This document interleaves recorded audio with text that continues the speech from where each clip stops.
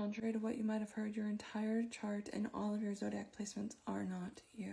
Some are your friends, your enemy, your job, your hobby, and so much more. Here's how you can decipher what in your chart is you and what is not. When looking at the you of astrology, I look for these things, and really only these things. First, I look for the first house. Any planets in that first house will relate to you. The rising sign will relate to you. And the chart ruler, or the planet that rules that rising sign using traditional rulers, relates to you as well. The rising sign is your core personality. It is the soul meeting the body. The ruler of the ascendant lends to that and adds a little extra flavor, as well as showing the direction your life may take. Next, I do look at the sect light. So in a day chart, that's the sun, and a night chart, it's the moon. These may lend a little bit more to your personality as well. And of course, you can look at the moon and the sun just in general, but know that they will also represent other people and other things. So if they don't resonate with you fully, that's why it's meant to be representing someone else. Next, I look at the Master of Nativity. Perhaps one of the most important points for me, honestly. This is a Hellenistic technique in which we specifically calculate a planet as relating more to your personality. There are at least 2 ways to do this. I use both ways, and then I figure out which planet is strongest and consider that the Master of Nativity. It's honestly too complicated to put into this video, but please do some research. Chris Brennan has done some talks on it. I check the decans and bounds of each of these things.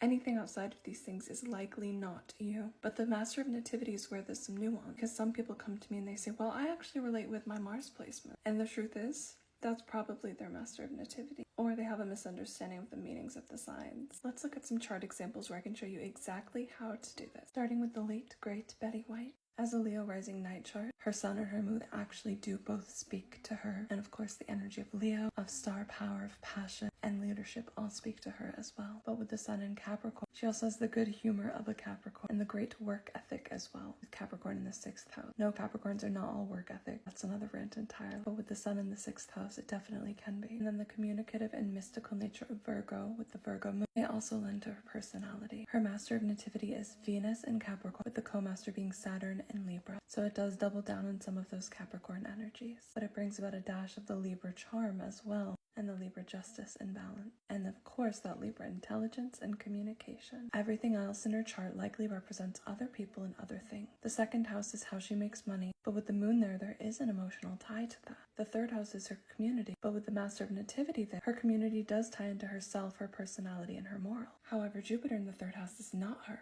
It shows instead luck and close friends and relationships, being surrounded by balanced and charming individuals. While this will also relate to her because Saturn, the co-master, is there, it will relate to the people around her just as much. That Mars in the 4th house does not have a relation to her. Instead, it actually relates to her home, family, and parent. It shows the transformation she might have gone through around home and family life and how it impacted her upbringing. It represents hardships that she might have gone through. And of course, that can lend to her personality. But it isn't her, it's an outside influence. Let's look at another chart example. This time we're looking at Billie Lohr. She has Mars in the 1st house, so her Mars does relate to her personality. But it's in Taurus, so it's very tempered. If anything, I see Mars in Taurus as a little bit more deadpan, which is what she's known for. It does represent having trouble showing her true personality, and perhaps even people disliking her when she's just being herself. This Mars is a little less malefic due to being in a night chart, so there are some good sides to it as well. But she could even have a little passive aggression to her personality. But of course, Taurus and Venus and Leo relate to her personality as well. A little bit of that Leo star power is definitely a part of who she is. The doing good, the leadership side of Leo.